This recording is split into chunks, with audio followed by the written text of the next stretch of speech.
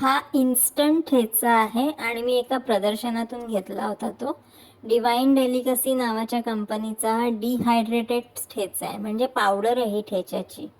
आणि ह्याच्यात काय आहे तर ग्रीन चिलीज आहेत वाळवलेल्या, म्हणजे हिरवी मिरची, गार्लिक पावडर म्हणजे लसणाची पावडर, जिरे पावडर, धणे पावडर आणि मीठ.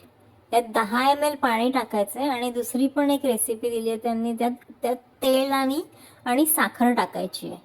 आणि कुठली तरी नाशिकची कंपनी आहे कृषी दूध नावाची, कृषी दूध असणार ते, हिंदीत त्याचं कृषी दूध झालंय.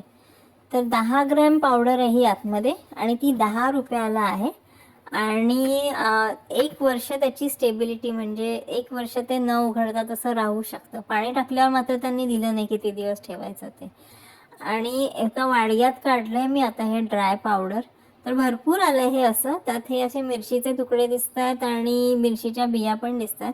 ती गार्लिक क्युमिनची पावडर असल्यामुळे ते दिसणार नाही हे धरूनच चालली होती मी. आणि जरी त्यांनी 10 ml पाणी टाकायला सांगितलं असतं तरी मी 5च ml टाकलंय, तेही अंदाजाने, कमीच असणार हे. तर हे आता असं मिरची वेगळी आणि पाणी वेगळं असं प्रकरण आहे. बघूया, आता मी थोडा वेळ ठेवून देणार आहे. त्यांनी सांगितलं नाही आहे तरी मी ठेवून देणार आहे. बघूया काय होतं 10 मिनिटांनी ते. ठीक आहे.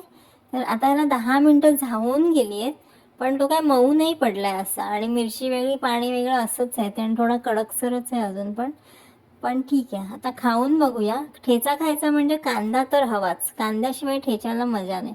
मग चपाती, ॲक्च्युली भाकर हवी होती, कांदा आणि ठेचा असं ते डिवाइन कॉम्बिनेशन मी खाऊन बघितलं. चव उत्तम आहे ह्याची. म्हणजे अगोदर खारट लागतं पण नंतर तिखटही योग्य प्रमाणात लागतं ते. पण ह्याला ठेचा नाही म्हणता येणार. म्हणजे सांडगी मिरची आपण तळायच्या अगोदरच त्याची पावडर केली तर कसं लागेल पाणी टाकून खाल्ल्यावर, हे तसं लागतंय. चवीला चांगलं आहे पण ह्याला ठेच्याची चव नाही.